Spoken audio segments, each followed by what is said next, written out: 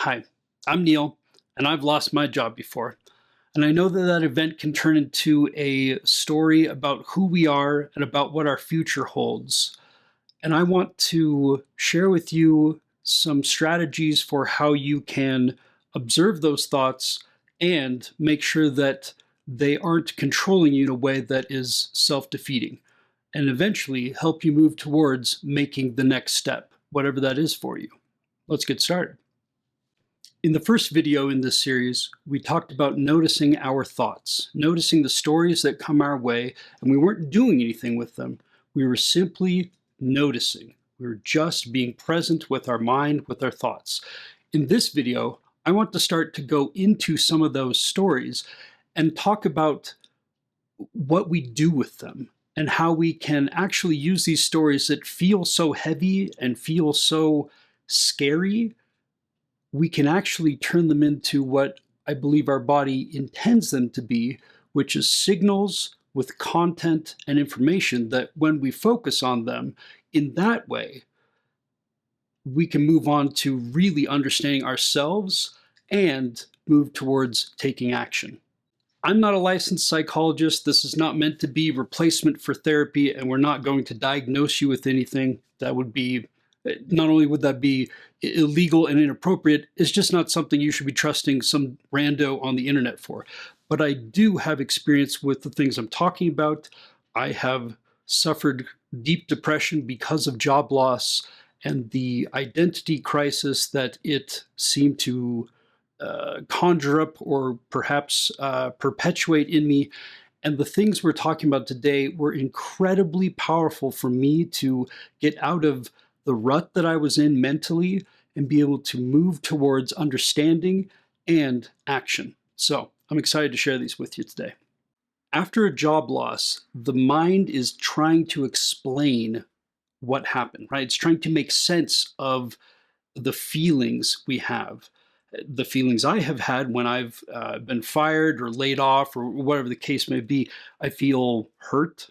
I feel sadness. I feel anger. I mean, especially for men, not unique and limited to men, of course, but from my own experience, anger tends to be the kind of the quickest response, and there's a utility to it. But oftentimes we don't pause to think, well, what's underneath? And as I've thought about what's underneath, it's I feel hurt. I feel rejected. I feel a lot of sadness and a lot of pain. That makes sense given that you just lost your job. One of the things that we talk about in therapy is the three N's: to notice that we're feeling a thing, to name it, right? I'm feeling sad, and then to normalize it, as in, well, yeah, it makes sense why I'm feeling sad. Yesterday I had a job, and today I don't. Go more specific. Yesterday I got to have lunch with a cool coworker that I like talking to, and today I don't even know if that dude's ever going to call me again. I don't know that I'll ever see him again because now it'd be awkward to go, to the office or something. These are the stories that come. Well, yeah, it makes sense why you'd feel some sadness about that. Some of the stories that I have experienced, they are evil and I'm the victim. They are all knowing and I deserve this, right? So it was that, oh, I've been faking it the whole time. I peaked a couple jobs ago. This was a pity hire, and they finally got tired of how crappy a employee I am. Actual thoughts I've had. I am defective, right? Not a like I was okay and then I became defective, but as in I've always been defective, right? Classic imposter syndrome. I've never deserved this, or this will never get better. Oh, that's such a prevalent one. Feeling like I don't know that I will ever not feel like this. Uh, that is at the heart of depression. I hate how I feel, and I don't think it's ever going to change. That certainly, I believe, is at the heart of suicidal ideation, because you end up becoming the threat to yourself. You are the thing that thinks that way about the world, and thus it makes sense in a way to say, I must stop the thing that is affecting my, my perception of reality this drearily, this poorly. Again, there are better options out there, I assure you. Some stories, and here's the key that I want to get to. Now that we've practiced in the last video noticing the stories, I want us to reframe how we look at stories this time. Stories are not necessarily true or false, but they may have utility in them. The problem with some of these is that the stories become cages. The idea that I am great but misunderstood and they fired me and so they're evil. The trouble there is the cage I found for myself is, what if there were things I did that could be improved on? No, what if there are things that they did that truly were malicious or indifferent, or they really were poor at management? I think all of those things can be true, but in the classic thinking about the psychology literature on this, if you draw the circle of what I control and then draw another circle, what I don't control, by definition, those things don't touch, right? This isn't a Venn diagram, but you start to realize that a cage is if I'm only looking at the things I don't control and saying, I wish those things were different. Yeah, and those things might all be true. The stories that our mind tells us might be accurate. They might really be bad at management. It might have been their first time being a manager, and it might be wildly unfair that you truly are the victim of somebody else's foibles. But what do you control? I don't control any of that. So I want to be clear here that ACT, right, acceptance commitment therapy, is not about gaslighting yourself into thinking a certain way. It's not about saying those stories in your head, ignore them, they're all not true, or have you tried looking at the silver line, right? No, it's about acceptance. Now, acceptance is a wild it's a wild thing. We tend to toss around the word acceptance very, very blithely. Like we all get it, right? Oh, to accept something. One of my favorite thoughts that I ever had about acceptance was that I realized that acceptance is like a school teacher, or well, how should I phrase this? Um, I thought of my perception, right? The thing in me that observes my thoughts, right? That when a thought comes, I go, okay, that's a story, right? And I am the thing doing the observing, just going, yeah, that's a story. I realized that to accept things as they are is very tricky.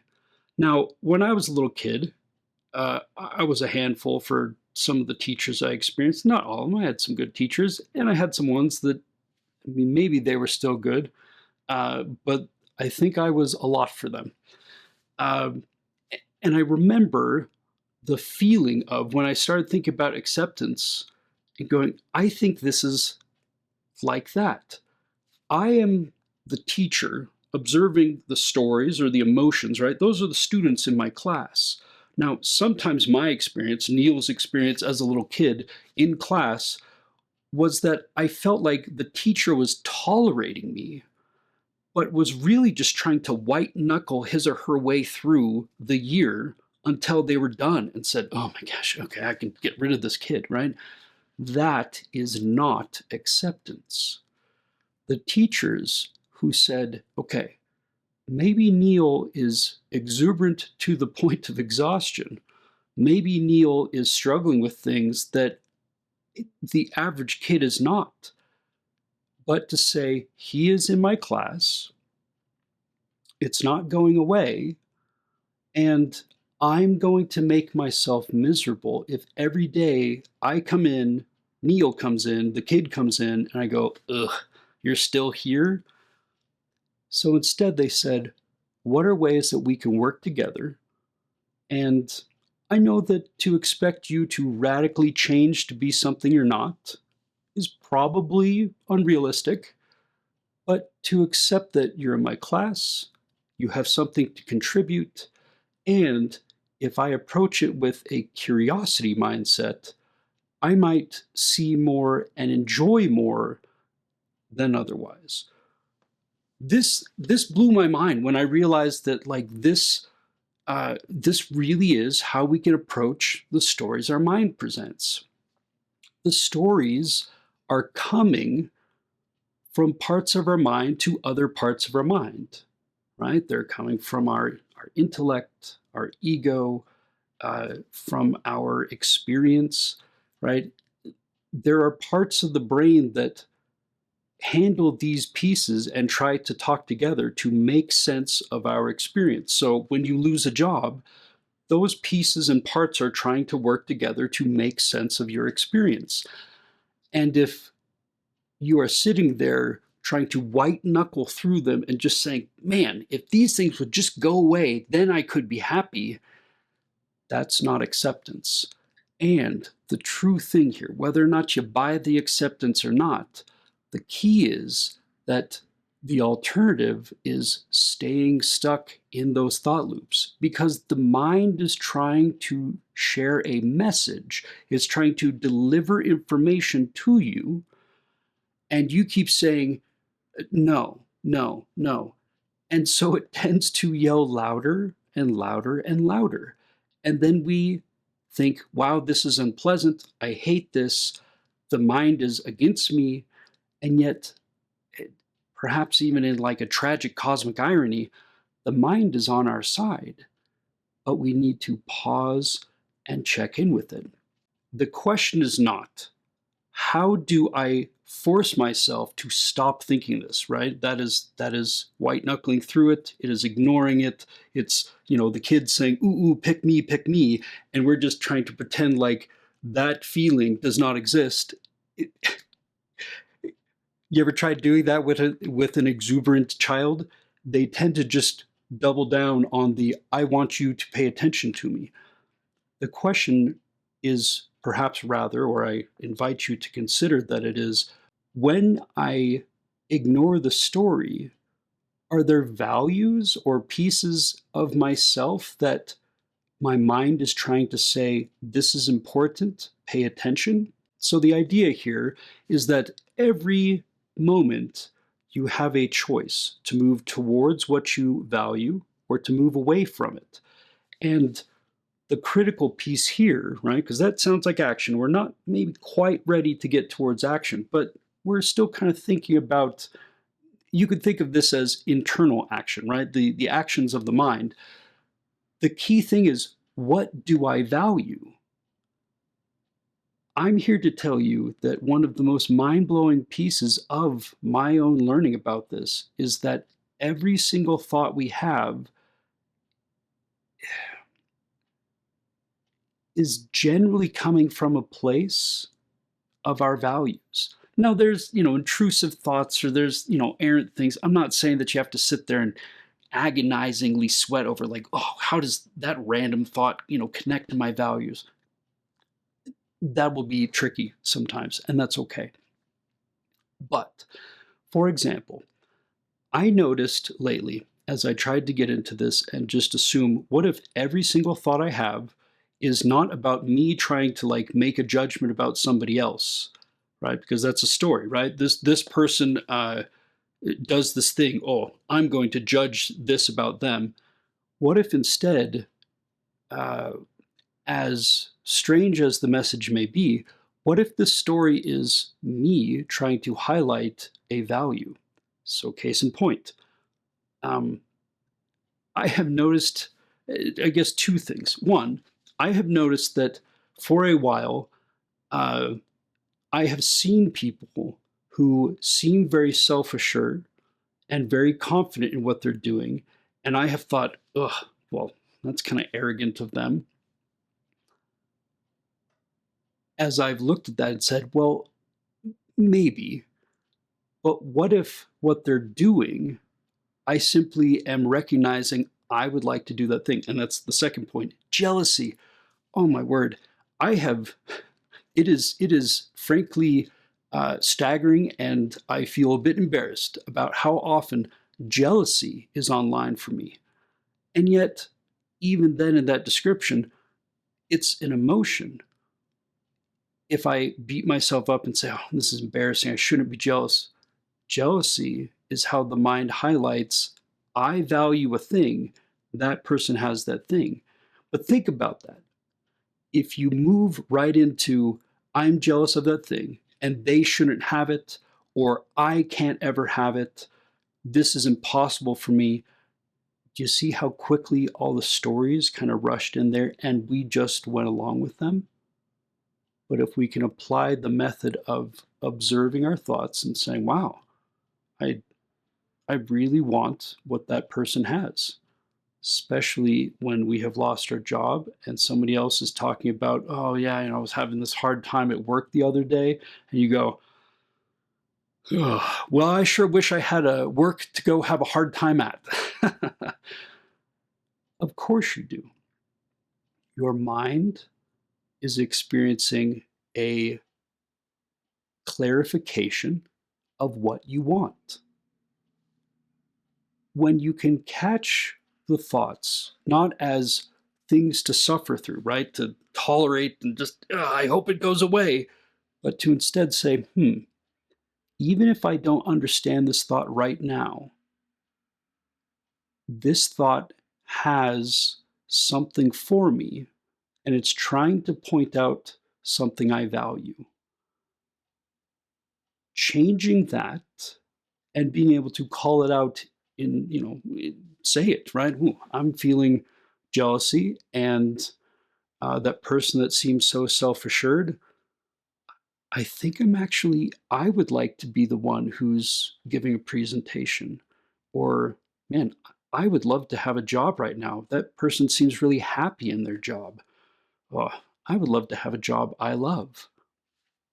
Now, recognizing this doesn't solve the thing, but when you have those two circles of what I don't control, what I do control, do you see how looking and saying that person has a thing and like, oh, that sucks, or I'll never have it, though that's living in the what I don't control mindset. But if I can say, wait, I felt an emotion, that's a data point for me to look inside and say, what about this makes sense to have felt there because of something I value? The goal is not to delete the story. The goal is to notice when the story has taken over the steering wheel, and to be able to bring it back to a place where we say, oh, thank you for the message. I really am going to listen to you. I'm going to accept that you are here to tell me what it is that you want to tell me. And it might feel uncomfortable. I don't have to like it, but that's very different than just saying, please go away. Because turns out, as we will get to in the third video, waiting until we feel free of all negative feelings or free of anything that we could term a negative feeling, right? Heavy emotions, sad emotions, difficult emotions.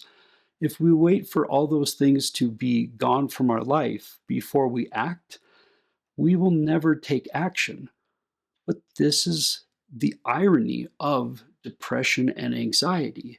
This is the irony of getting stuck in those stories that we experience after losing our job, is that we know to some degree we need to move towards finding another job, and yet we feel these feelings and we just kind of let them sit, and we go, well, yeah, okay, I guess I'm bad at my job, but okay, maybe I won't apply there, and maybe they won't want me anyhow, or oh, these guys should accept me. Everyone should accept me. I'm amazing. Like everyone, a job should just fall in my lap.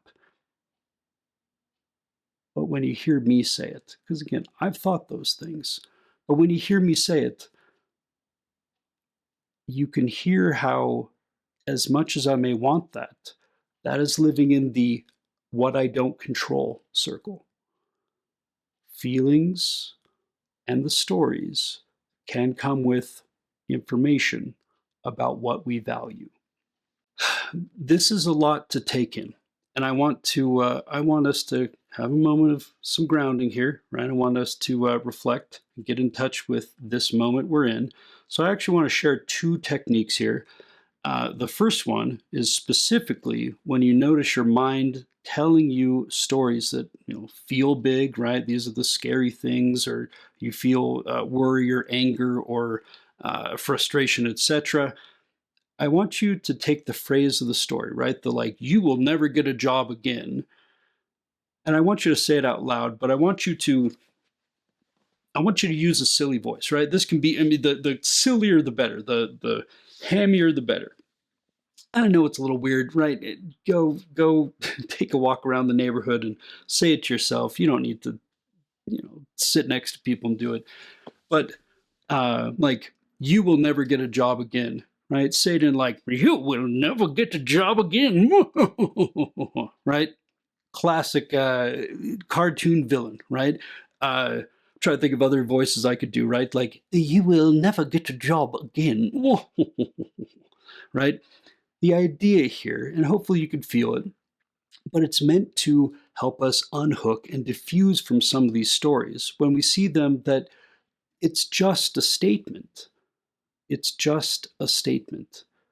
It hasn't come true yet. That's kind of the interesting thing with the mind saying this is guaranteed to happen or guaranteed not to happen. Well, it hasn't happened yet at the time of thinking. So it really is a guess. Our mind is a guessing machine. So think of the stories that seem to come up for you, right? Last video, we practiced noticing them. Think of some of those stories that came up for you, right? There's that story that tells me I'm unlovable because people treated me that way, right? People fired me, people laid me off. I must just be like a total boring, unlovable person. Now think of that as I must be a total unlovable person, right? And maybe it's better not in the I phrase, but the stories tend to say you, right? You are unlovable. Okay, right? Maybe you whisper it. You're unlovable. Because that feels different than the screams that tend to be in our heads. You're unlovable, right? The second grounding technique is that this is useful anytime you want to feel a sense of calm. So, certainly when stories are, when we are working to accept the stories and kind of need a bodily refresh, if you will. Let's go through this together. It involves, again, you could sit, you could lay down, either way. And it might get a little silly as I do this, but if you're if you're willing to sit through it, I'm willing to do it with you. It involves tensing different parts of our muscle groups and then relaxing them. So the way I tend to do it is I'm gonna like curl my toes, right? Curl my toes in my shoes, and then I'm gonna let them go. Then I'm going to tighten my calves and let it go. Now my thighs, right? I'm going to tense them up and then let it go. And now I'm going to do my core, right? And this is where maybe it'll get a little weird to talk through. And then let it go. And now maybe my shoulders, let it go. You can start back out with your fingers, right? That tense your hands together, let it go. Maybe your biceps, right? Forearms, right? Let it go. Shoulders again if you need to. And then let it go. Now something about your face or scalp. There's your thumbnail for you. Now let it go. And now that you're done, take a breath.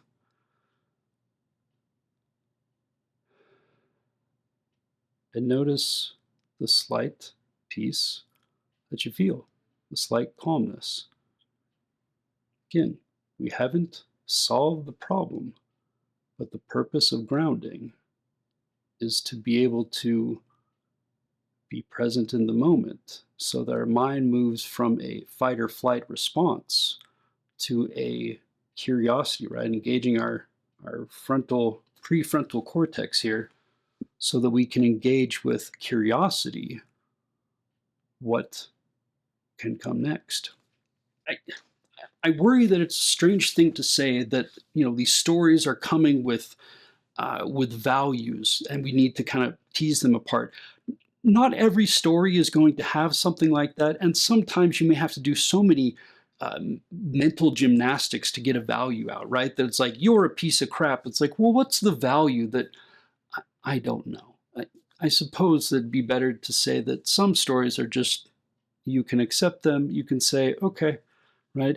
Maybe it'd be better instead of a fourth grade class to treat this as a college class, right? Where it's like, well, everyone's signed up to be there at some point, but there are going to be some people who just don't care, and they'll show up and they'll kind of, blithely be like, whatevs, prof. I don't need to pay attention to you. I was that guy occasionally in a couple classes. And then there are times where the students are very engaged and they're a delight to have. And you as a professor go, well, this is who has signed up this semester. And it's going to take the same amount of time. So I might as well truly accept that this is the layout of the class and make the most of it. Sometimes I think that these stories, when we feel them, it's really important to notice what is the feeling, and before I color it with rules and beliefs for myself, right? I'm feeling sad, right? And I shouldn't feel sad. Men don't cry. We don't do this, right? Before we get to all that rules and all the calculation, just go, I am feeling sad. And even I lost my job. Yeah, well, it makes sense that I would feel sadness about losing my job because I value being able to provide for my family. I feel angry. Well, it makes sense that I would feel anger because there's a part of my mind that is trying to keep me alive, and part of that is anger, getting me ready to fight in case I need to defend my my family or my possessions or something. uh, it might not be the time to engage in such a physical battle to the death when you get fired. Spoiler alert, it's probably never. uh, but to recognize that I'm not weird or bad because my mind prompted me to feel that and engage in that. That's the mind doing what it does. Our key thing here is to be able to notice the stories and then be able to check in with them and say, well, what do I value? Right? It makes sense that I would really want to protect my family. I really value stability. And so when it feels like a big piece of that, my day job is taking away, well, yeah, if that's taken away, I would feel very unsure about things. And I value stability. I value uh, I value communication. I value connection to people. And when somebody fires me from a job without much communication, ugh, that hurts. That's not how I want to act in the world. And it hurts that people don't treat me the way I want to be treated. To see how we can at least go in and start to say, this is a clarifying thing for me to understand more about what I value. And the key thing here is that as we think about our values, as we'll get to in video 3, when we think about our values, then we can start to move towards them in ways that matter to us, that help us to feel that we are doing things out of the what do we control bubble. I want as the takeaway here, right? The action, the homework. I want you to pick one story that your mind keeps handing you, right? Keeps thinking and presenting you. Then I want you to ask, what does this story protect me from feeling?